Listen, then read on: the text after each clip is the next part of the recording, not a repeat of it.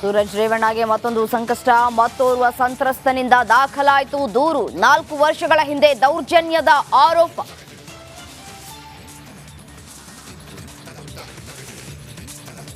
ಕಾಂಗ್ರೆಸ್ನಲ್ಲಿ ತಾರಕಕ್ಕೇರಿದ DCM fight. CM ಬಣ versus DKShi ಬಣ ವಾಗ್ಯುದ್ಧ.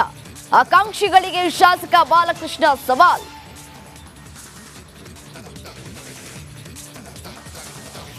ರಾಜ್ಯದಲ್ಲಿ ಮತ್ತೆ ದರ ದಂಗಲ್. ಹಾಲಿನ ಬೆಲೆ ಏರಿಕೆ ಖಂಡಿಸಿ ಕೇಸರಿ ಪಡೆ ಕೆಂಡ.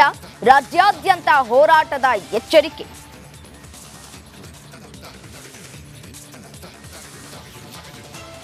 ಸಿಲಿಕಾನ್ ಸಿಟಿಯಲ್ಲಿ ಡೆಂಘಿ ಆತಂಕ. 20 ದಿನದಲ್ಲೇ 1,000ಕ್ಕೂ ಹೆಚ್ಚು ಕೇಸ್.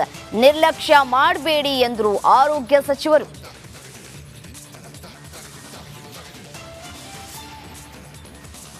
ಪಶ್ಚಿಮ ಕರಾವಳಿಯಲ್ಲಿ ಕಡಲ ಆರ್ಭಟ. ಉಡುಪಿಯಲ್ಲಿ ರೆಡ್ ಅಲರ್ಟ್ ಘೋಷಣೆ. ಮೀನುಗಾರರಿಗೆ ಸಮುದ್ರಕ್ಕೆ ಇಳಿಯದಂತೆ ಸೂಚನೆ.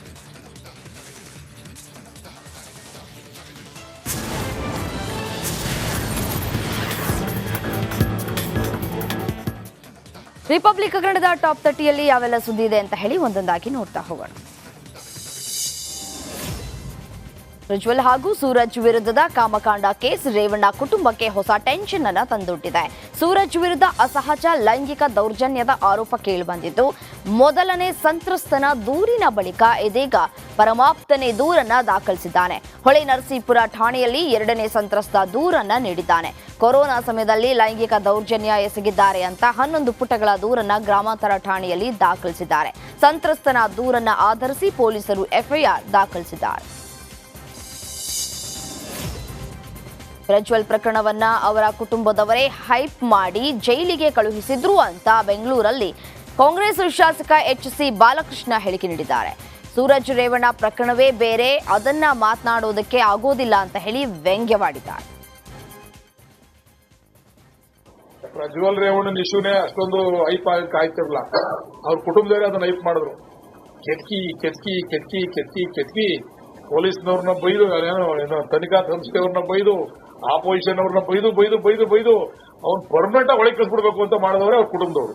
ಅದು ಸುಮ್ಮನೆ ಬಿಡ್ಬಿಡಿದ್ರೆ ಅವ್ರೇನು ಮಾತಾಡದೆ ಅದು ಅಷ್ಟೊಂದು ಹೈಪ್ ಆಯ್ತಾನೆ ಇರಲ್ಲ. ಅದು ಏನೋ ಒಂದು ಆಗೋದು ಕ್ಲೋಸ್ ಆಗೋದು, ಅದನ್ನ ಬೇಕು ಅಂತ ಬೈದು ಬೈದು SIT ತನಿಖೆಯವ್ರಿಗೂ ಕೂಡ ಬಾಯಿ ಬಂದಂಗೆ ಬೈದು, ಈ ವಿರೋಧಿಗಳಿಗೂ ಬೈದು ಬೈದು ಬೈದು ಅವ್ನು ಕಚ್ಕೊಂಡ್ಬಿಡ್ಬೇಕು, ಅದು ಬಾಚೆಗೆ ಬರಬಾರ್ದು, ಆ ತರ ಮಾಡಿ ಹಾಕೊಂಡು ಹೊಟ್ಟೋಗ್ಬಿಟ್ರು. ಅರ್ಥ ಮಾಡ್ಕೊಳ್ಳಿ, ಹೇಳಿದೀನಿ, ನೀವು ಎಷ್ಟು ಬುದ್ಧಿವಂತರಿದ್ದೀರಾ ನೀವೆಲ್ಲ. ಸೂರಜ್ ವಿಚಾರ ಬಿಡಿ, ಅದು ಡಿಫ್ರೆಂಟ್ ವಿಚಾರ. ಸೂರಜ್ ವಿಚಾರ. ಪೆಟ್ರೋಲ್ ಡೀಸೆಲ್ ಬೆಲೆ ಏರಿಕೆ ಬೆನ್ನಲ್ಲೇ KMF ಹಾಲಿನ ದರ ಹೆಚ್ಚಳ ಮಾಡಿದ್ದಕ್ಕೆ ಬಿಜೆಪಿ ಕೆಂಡವಾಗಿದೆ. ಕಾಂಗ್ರೆಸ್ ಸರ್ಕಾರ ಒಂದು ರೀತಿಯ ಹುಚ್ಚರ ಸಂತೆಯಾಗಿದೆ. ತೈಲ ದರ ಏರಿಕೆಯಾಯಿತು, ಇದೀಗ ಹಾಲಿನ ದರ ಲೀಟರ್ಗೆ 2 ರೂಪಾಯಿ ಏರಿಕೆ ಮಾಡಿದ್ದಾರೆ. ಗ್ಯಾರಂಟಿಗೆ ಹಣ ಹೊಂದಿಸುವುದಕ್ಕೆ ಆಗದೆ ಬೆಲೆ ಏರಿಕೆಯನ್ನ ಮಾಡ್ತಾ ಇದ್ದಾರೆ ಅಂತ ಹೇಳಿ ವಿಪಕ್ಷ ನಾಯಕ ಆರ್ ಅಶೋಕ್ ವಾಗ್ದಾಳಿಯನ್ನ ನಡೆಸಿದ್ದಾರೆ.